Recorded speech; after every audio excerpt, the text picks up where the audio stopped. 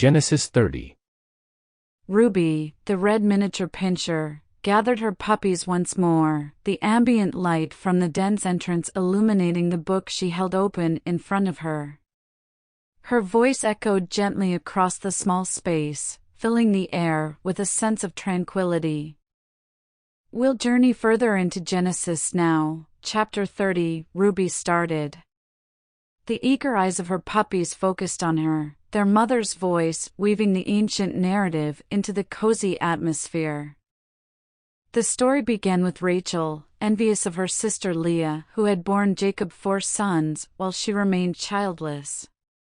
Rachel urged Jacob to have children with her maid Bilhah, who bore him 2 sons, Dan and Naphtali. Ruby narrated, her voice calm but filled with the weight of the decision Rachel had to make.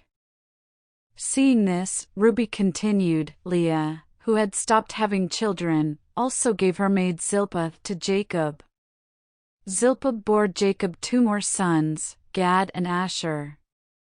The puppies listened, fascinated by the complex relationships and sacrifices made within this ancient family.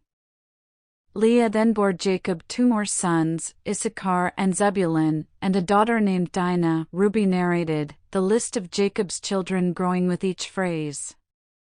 In God's compassion, Ruby's voice softened. He remembered Rachel. Rachel bore Jacob a son and named him Joseph. As she concluded the tale of the siblings' birth, Ruby moved on to the part of the chapter concerning Jacob and Laban. After the birth of Joseph, Jacob wished to return to his own land, she began. But Laban requested him to stay, for he believed that God had blessed him because of Jacob. Ruby described how Jacob agreed to stay, striking a deal with Laban. Jacob suggested a payment for his services. All the speckled and spotted sheep and goats in Laban's flock would be his.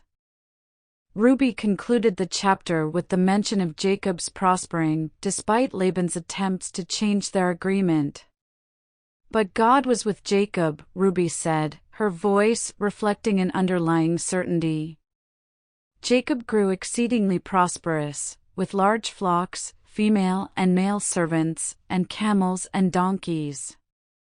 The den returned to silence as Ruby closed the book. The tale had shown her puppies how God's providence guided these ancient lives, no matter how complicated the circumstances.